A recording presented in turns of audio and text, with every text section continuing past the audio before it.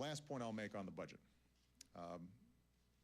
The Republican budget that passed out of the House included a whole range of what are called riders. These aren't really budget items. These are political statements. And I've said, again, directly to Speaker Boehner that we're happy to discuss any of these riders, but my general view is let's not try to sneak political agendas into a budget debate. You know, if Republicans are interested in social issues that they want to promote, they should put a bill on the floor of the House and promote it. Have an up or down vote. Send it over to the Senate. But don't try to use the budget as a way to promote a political or ideological agenda. I think that's the American people's view as well.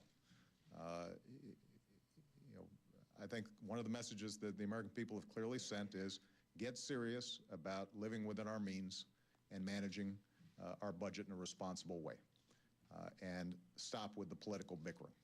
And if we have that view in mind, then I think that not only can we get this short-term issue resolved, but I think we can actually solve the long-term budget issues as well. Jake Tapper. Where's Jake? Thanks, Mr. President. Yeah. Experts say they can't recall a time when the U.S. ever had to rush assistance to a nuclear power plant in another country before. Mm-hmm. What can you tell us about how serious this is with the U.S. rushing coolant to Japan because of the nuclear plant there? And then second question, the State Department spokesman P.J. Crowley said the treatment of Bradley Manning by the Pentagon is ridiculous and counterproductive and stupid. And I'm wondering if you agree with that. Thank you, sir. On point number one,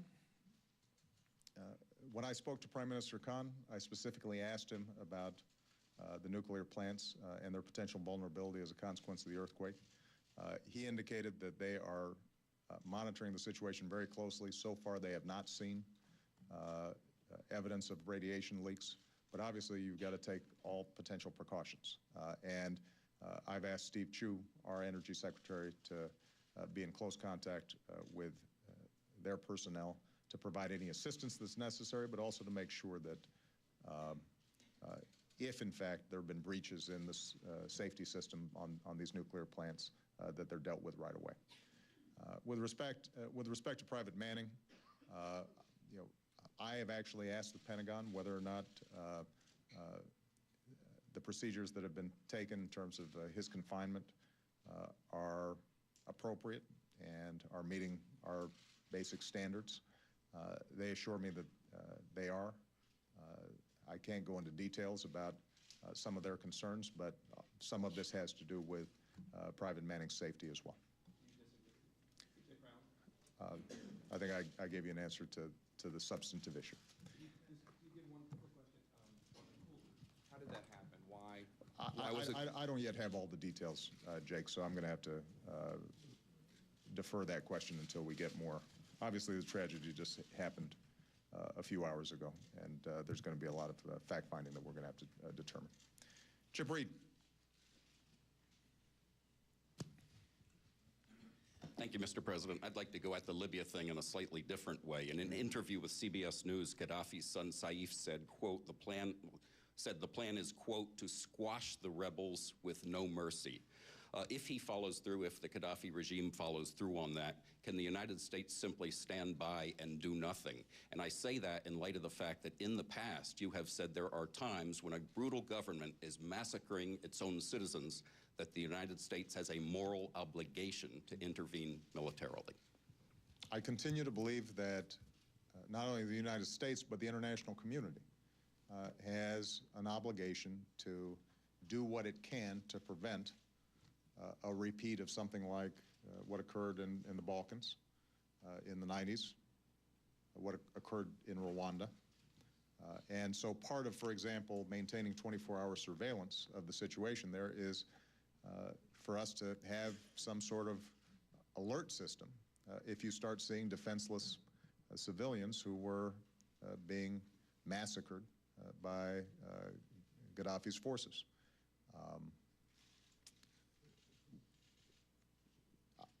But obviously, we're going to have to look at what develops on the ground on a case-by-case basis.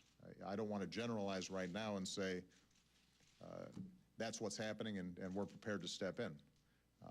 It's going to require some judgment calls, and those are difficult ones.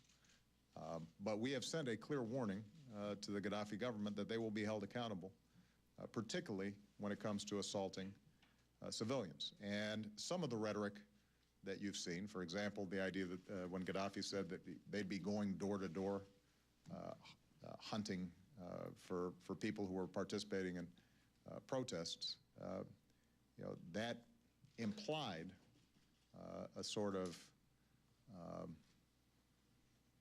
lack of restraint and ruthlessness that I think raises our antenna. But as I said before, what I've got to do is make sure that we're monitoring the situation and matching our actions with what we think will be helpful on the ground and also sustainable. And we've got to do so in consultation with the international community. Could I ask you, do you agree with your top intelligence official, James Clapper, who said before Congress yesterday that it is likely the Gaddafi regime will prevail in the long run? And did he err by saying that in public? And if so, is this something he needs to be taken to the woodshed for? He was making a hard-headed assessment about military capability. And I don't think anybody disputes that Gaddafi has more firepower than the opposition. He wasn't stating policy. So let me be clear again about what our policy, as determined by me, the President of the United States, is towards the situation there. I believe that Gaddafi's on the wrong side of history.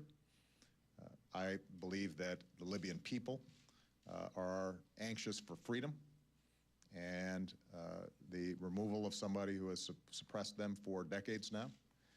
And we are going to be in contact with the opposition, as well as in consultation with the international community to try to achieve the goal of Mr. Gaddafi being removed from power. Zachary Goldfarb. Thank you, Mr. President. You talked about the option of tapping the Strategic Petroleum Reserve. Can you walk through which steps or which targets have to be hit before we do that? Oil price, gas price, and how much would you want to release in any particular moment? And secondly, can you talk about, in addition to energy shocks, what are the other 2 or 3 gravest threats to the economic recovery and what your administration is doing about it? The answer to your first question is no. I will not go through the prices that would trigger the release of the Strategic Petroleum Reserve, but what I can do is to give you a sense of how historically it's been understood. The idea behind the Strategic Petroleum Reserve is if there was a severe disruption in supply, similar to what happened in the 70s, for example, when you had the OPEC making a decision not to sell for a while. How would our economy continue to function, and making sure that we've got sufficient supplies for that? Another example would be during Hurricane Katrina, when you've got a whole bunch of refineries that have been impacted and production in the Gulf has been impacted. That's another example where in a short term you can fill that hole. Right now, what we're seeing is not a shortage of supply. Refineries are actually operating at fairly full capacity at the moment. The problem is a great deal of uncertainty in the oil markets. Part of it prompted by the fact that the economy is growing faster in some places than others, but you've got China and India and Brazil and other emerging nations that are using more and more energy as their economies advance. We already saw that trend in 2008 because of the worldwide recession. Oil prices went back down, but to some degree, a lot of what's happening in prices is as a consequence of economic growth and countries and economies starting to use more oil. Part of it, though, is also uncertainty in terms of what's happening in the Middle East. And so one of the messages that I want to send today is that we are confident about our ability to fill any potential gaps in supply. Libya, for example, does not account for a large portion of overall world production. They provide a type of oil that is highly valued and There's a high premium on it, but basically, even if Libyan oil production was suspended for a significant period of time because of the unrest there, we'd be able to fill that gap. So a lot of this has to do with uncertainty in the market, and part of what I want to communicate to the market is that we're going to do what we need to do in consultation with both other producer nations as well as in consultation with our allies who also have reserves to make sure that oil supplies remain stable and that economic growth is going to continue. I do want to repeat the point that I've made, though, that look, the American people feel this pretty acutely. Right? I mean, we can talk all we want in the abstract about world oil markets. What they're concerned about is this money out of my pocket. Some of the steps that we've already taken are making a difference, but obviously if you are in a house that requires you to commute 50 miles every day to your job, you're not going to be able to sell your house immediately, particularly in this market, and move closer. You may want to buy a fuel-efficient car, but you may not be able to afford it, and so you're stuck with the old clunker that's getting 8 or 10 miles a gallon.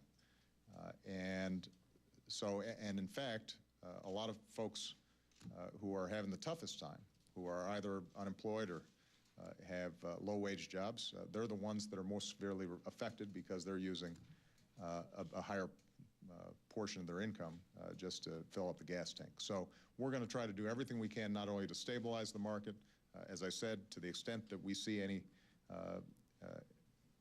efforts to take advantage